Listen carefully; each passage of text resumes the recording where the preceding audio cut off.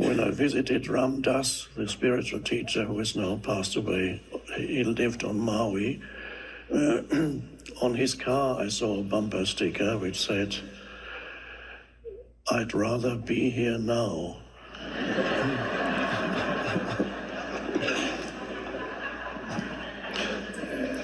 That's a good teaching on a bumper sticker.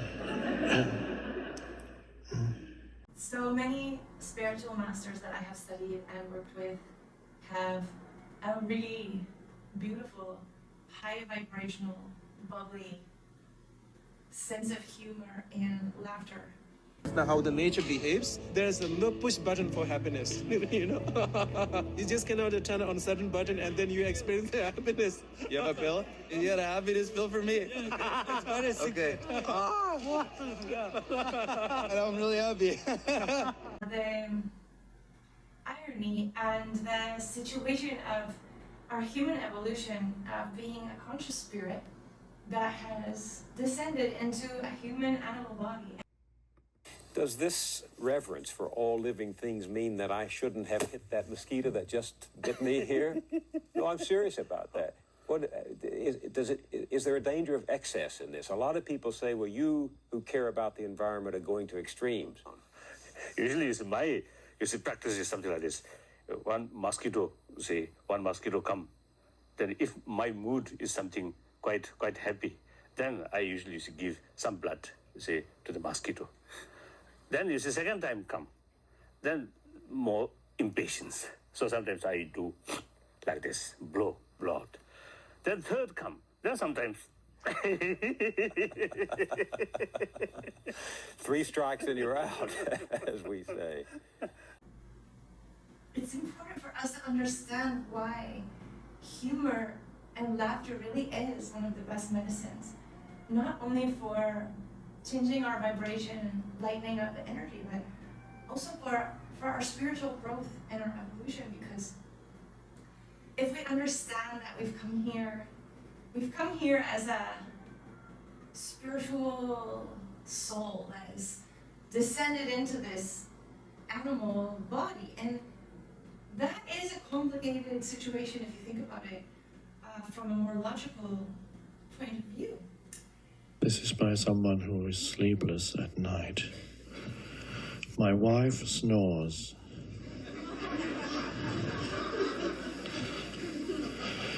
My now at night is miserable.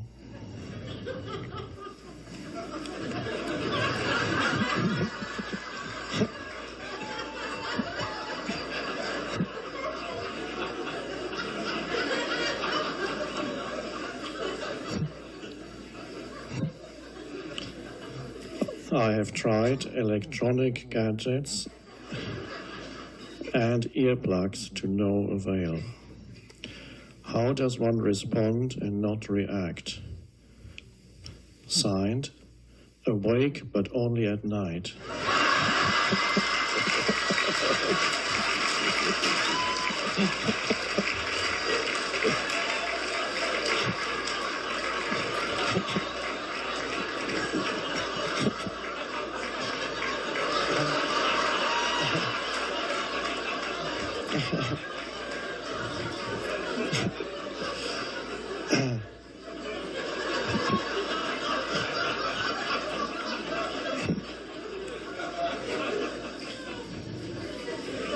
So if we are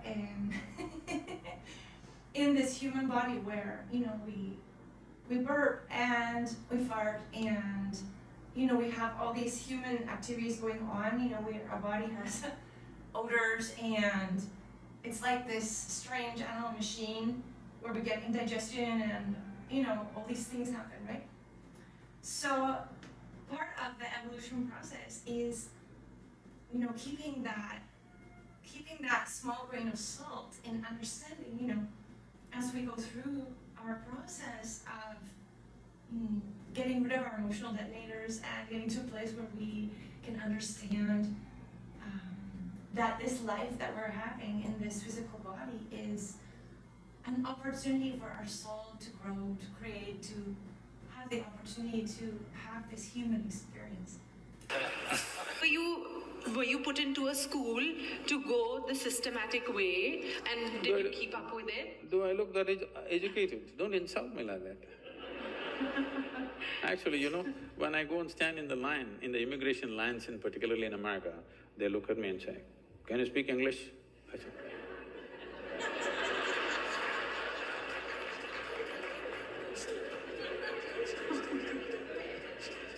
because I have that uneducated look, it's not easy. Do you know what it takes to remain uneducated? Education is just 20 years of going somewhere and getting one certificate. To remain uneducated, it's very difficult. Because from the day you are born, your parents, every other adult, the school, the damn thing, everybody is trying to educate you about something that's not worked in their life.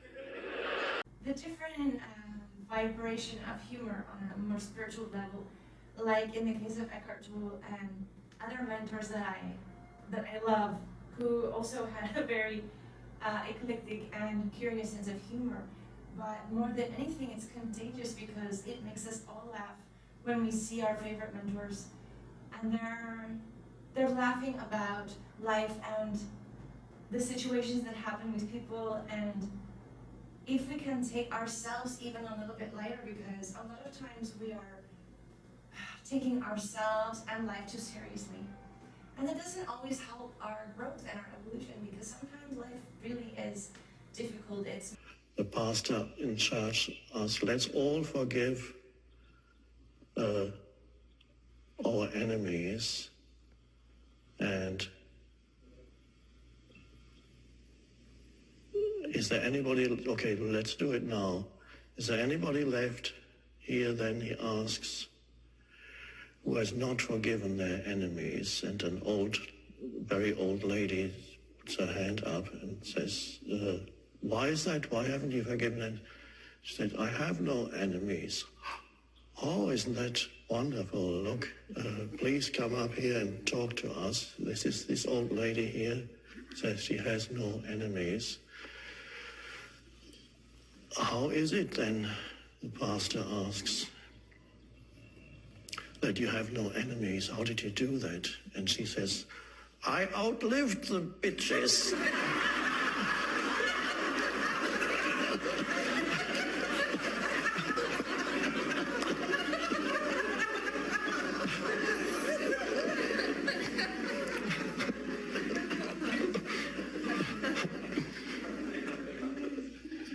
And of course, that's not transcendence.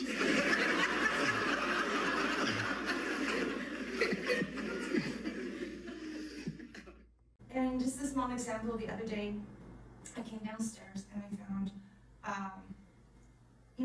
the girls that help me do my work, and they're using my coffee cup to drink from, and it's my coffee cup that I have. It's, we get a little bit, we can get a little bit anal retentive about these things. And I'm like, that's my coffee cup, that's the one I use every morning, and I'm like, so I'm trying to keep, this presence of mind and watch myself. And I'm like, wow, that's very curious. Why does it bother me so much that someone is using my coffee mug? So I was like, okay, so I'm gonna make this into a little process and a little evolution growth test. And I'm going to see if I can just, let that go. So obviously that coffee mug is a comfort for me as part of my morning routine. But it's amazing how absolutely like, I don't know another better word for it, but absolutely anal I was about how to I want my cup back, And this is that energy of spiritual humor, because the energy of spiritual humor forgives yourself. It laughs at, your ego and the things that your ego does. A coffee cup. I'm like, Melanie, come on, it's a coffee cup. Just let it go. So I was like, okay, so I'm just gonna give myself this opportunity to just observe and laugh at myself. And it's a good laughter. It's a healthy recognizing, being present, and watching yourself do these really ridiculous things that we do, that our ego does, So I'm like, okay, so I'll just let her use the cup, and then, when I see that she's washed it or whatever, because I had actually sat down and written several messages to ask, can I get the cup back? And then I just kept laughing at myself. I'm like, wow, I'm gonna be, wow, just let it go. It's amazing how much we can hold on to something that's maybe a comfort for us. And, okay, so just like, let it go. So then I come down the next day and I see the cup is there. Okay, it's washed and it's put away, so I'm gonna take it back upstairs. And I turn around and another one of the girls that's working with us has the cup and she's using it to make her tea. And I just like, you know, laughingly was like, okay. I told everyone, I laughed at myself. And we were talking about how, you know, it's okay to have a comfort thing, but when we start, that's the first step towards this presence and this evolution. And I wanted to talk about this because I think so many people, you know, we watch Eckhart Tolle and we watch, you know, Ramdas and we watch, you know, Byron Katie and different mentors and we try to apply in our life these different, you know, advice about being present and advice about, you know, loving what is and all these different, you know, advice about our ego. You know, we start to feel quite spiritual and then all of a sudden something comes up and we're not able to manage it 100%, be 100% perfect. What he did or failed to do. Oh, there's a sign that you've fallen back. Beautiful line in the Course in Miracles. I am never upset for the reason I think. Now, upset is a generic term. Could be in any way that you're out of alignment with isness. There's a disagreement with the isness of the present moment, and then you become upset. Now, many people are upset a lot of the time, but they don't realize they are upset. And if you talk to them and say, why are you upset? They say, I'm not upset, I'm just bloody angry. Or I'm not upset, I'm deeply hurt because he didn't invite me to his birthday party. Deeply hurt. Not upset.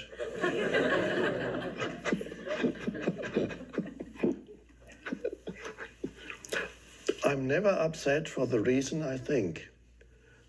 Now, the deeper meaning of this, of course, is you are upset because you have lost awareness of being, your essence, identity. And the reason you think is superficial. When you lose connectedness with being, you just wait a few minutes and something or somebody will upset you. One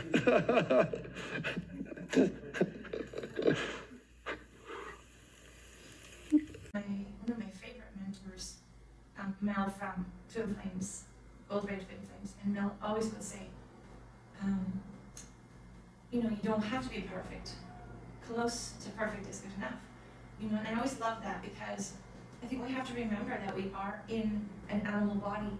So it's impossible for us to be 100% of the time able to act on a present spiritual, you know, high vibration. And I think it's very interesting also for women. Men also go through this challenge, but they go through it when they're older. But women every month get an opportunity to work on this extreme situation that happens with our hormones. You know, and you can become very, very present during those 2 or 3 weeks of your cycle where you're strong and your hormones are supporting you and you feel so balanced and you really get to this place, you're doing and then all of a sudden your hormones will change and you're struggling with the simplest thing like not feeling possessive about your coffee cup that you use every morning. And it's incredible, you know, and I think the best way to overcome in those moments yourself, your frustration, your ego, and even your feelings of failing to keep that presence and failing to, you know, be this kind, loving, giving person is to be able to laugh at yourself. And at one point in your process of applying these things to your life, it actually gets so funny that, you know, we can, you know, when we see that everyone's getting a little bit tense, I think that people that are starting to get more onto this spiritual growth path, you know, sometimes we're even willing to do something really silly to make everyone laugh, and it might just be something as silly as a fart joke or, you know, Or, if you burped or something and you make a joke about how, wow, I was getting really spiritual until my body, let me know that we're still animals in an animal body, right? We're conscious souls taking this journey in an animal body, and it's something we have to laugh about. And it's interesting because Eckhart Tolle also talks about sitting in the mall and watching people pass. And I always enjoyed with my mom to sit in a coffee shop and watch the people going by. And sometimes, we'll laugh at someone, we see somebody do something, and then, Mom and I were talking about how, you can only laugh at humans in that way with somebody who's also on that higher laughter vibe. Because if you do it with someone who's on, still pointing fingers and criticizing, oh, look at that person, and look at their body, and, we always look at people with so much love, and we're watching them, and we're commenting. Mom and I will sit and comment about how, can you imagine, look at that person, they're really tall, or they're really short, or they just have a really different body, and we chuckle with each other about how curious or how difficult that might be to be in that body. We imagine what it would feel like to be that other person, and we marvel and we admire about the diversity in all the different human forms, and we chuckle about it, but we're not criticizing people, we're actually watching and experiencing the human life experience through other people. And Mom and I can really sit and enjoy watching human beings in their lives, and it's a kind of a present, beautiful spiritual practice, and it does make us chuckle,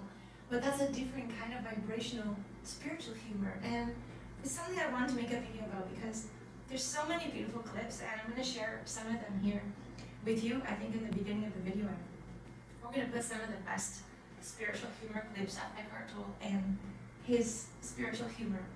And I think it's something we have to remember when we're chuckling and we're enjoying that higher vibrational, bubbly energy. It is very, very healing for our body, and it's an energy of humor that talks very, very strongly towards self-love and self-acceptance and acceptance of this, spirit and this, human body experience that we're having. That's just so absurd. Sometimes it really is absurd, to be a human being, and we have to keep that grain of salt and remember. I also think that the spiritual humor, that bubbly spiritual humor, is another way also that we can work on letting go and forgiving ourselves, and also forgiving others. Sometimes we're in situations that are difficult, and people do things that aren't very nice, and we do things that aren't very nice, sometimes to ourselves and sometimes to others in our process of growing. And instead of beating ourselves down and feeling guilty and feeling bad about what we've done, if we just chuckle to ourselves and say, wow, I'm human and I'm growing, and isn't it funny, this process we go through that we have to practice, and we have to practice over and over again. And it actually is quite humorous, this training process that we're here, that we're living through with our soul, where we go down, and one more day we get another opportunity to learn again, to deal with people, and the next day, I go back downstairs again, and then there's another opportunity to learn to deal with people. And now I'm, stopping myself before I go downstairs, because we live up on the 3rd floor, so I go down, and I laugh and say, so I wonder what we're going to come across today, what has happened today with, the people around me that are growing and learning. And when we start looking at all of our actions as a collective group of people, and we start laughing, this would go a long way to help as well. When we see people that have belief systems that are very different than our own, we don't need to criticize them. We can stop and say, isn't that funny? Look at how this person thinks this, this, and this, and I think this, this, and this. And neither one of us are really right. We could be right in some areas, they could be right in some areas, and the actual truth is probably some very absurd and curious combination of right and wrong between everything. And if you're on that higher vibration and perspective and presence, you just see the humor in everything that you're living through and everything that's happening around you. And keeping this vibration going and keeping this fun humor. You know, I would watch my mentor from my medical intuitive courses, I would watch Mel, and he would be giving him, Mel Brandon, he'd be giving his videos, and he would just, you know, come up with some silly, beautiful, funny thing when he's teaching, and then he would just start having this little laughter fit and just really enjoying himself. And I know it wasn't just for his own enjoyment. I know he was trying to send that energy out to the people watching, and he was very good at it. And the funny thing is that when you catch that vibe, it's almost contagious, that laughter vibe. And when it's on a high vibrational, heart-centered laughter, it's so contagious that sometimes the funniest thing about it is that we could be laughing about the silliest and absolutely not funny thing, and the fact that it's not even funny makes it hilarious.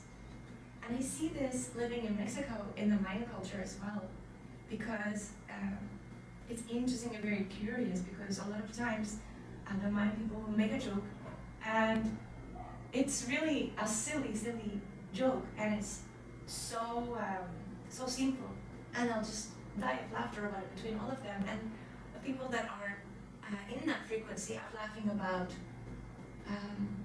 things that are very, very almost like children laughing about some silly thing, like, you know, you'll see a child and they'll drop something on the floor and they'll just think it's funny and they'll just start laughing. You know, they drop something on the floor, you know, and the child just starts laughing. And they can, as children, before they become more aware of their ego, they can just connect with that laughter vibe, and they can just laugh about all kinds of things. Children, even when they're still in the crib and they're playing, you can hear the child just laughing with them. You know, if you have a pet in the house and the dog comes and starts to lick the child's face or something, and the child will just start laughing. And it's so sweet. And yet, if it was one of us and the dog was licking our face, we'd probably be like, get away, it's disgusting. But the children see everything with that higher vibrational humor. And I think it's something we need to work on cultivating in our lives. It helps forgiveness. It helps forgiving others too. You know, even when someone's done something that's really, really difficult, if you see how that's helped you grow, you can laugh about it after.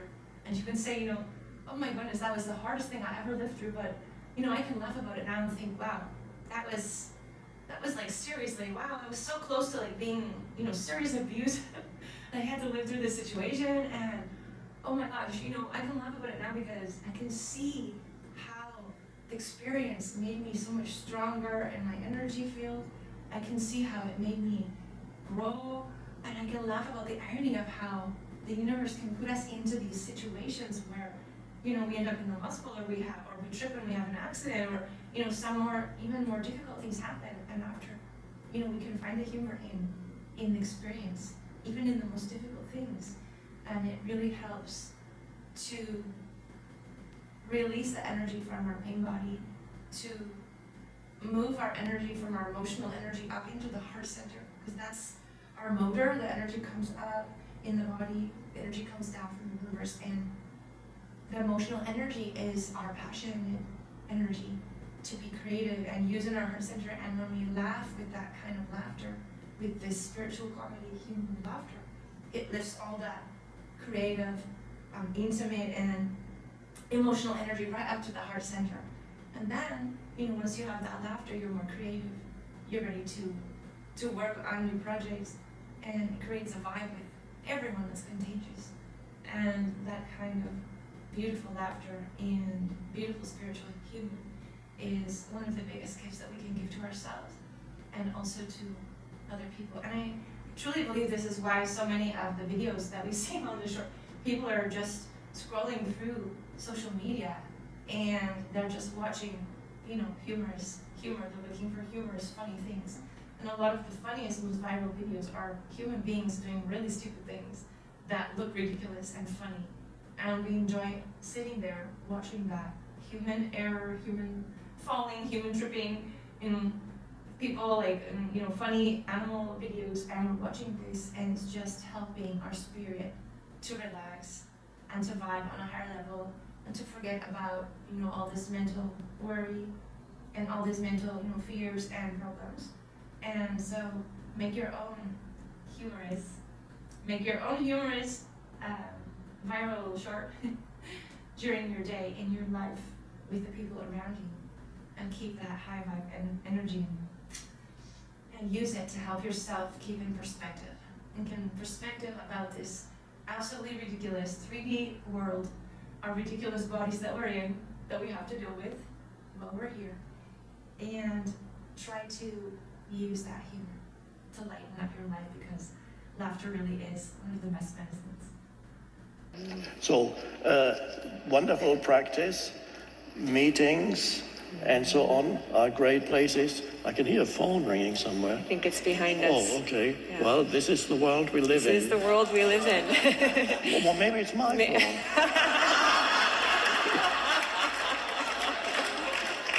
No, it isn't.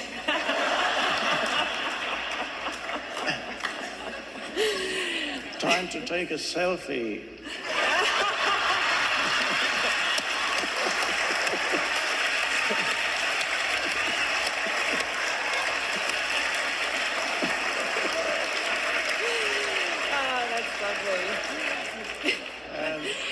And post it on Facebook.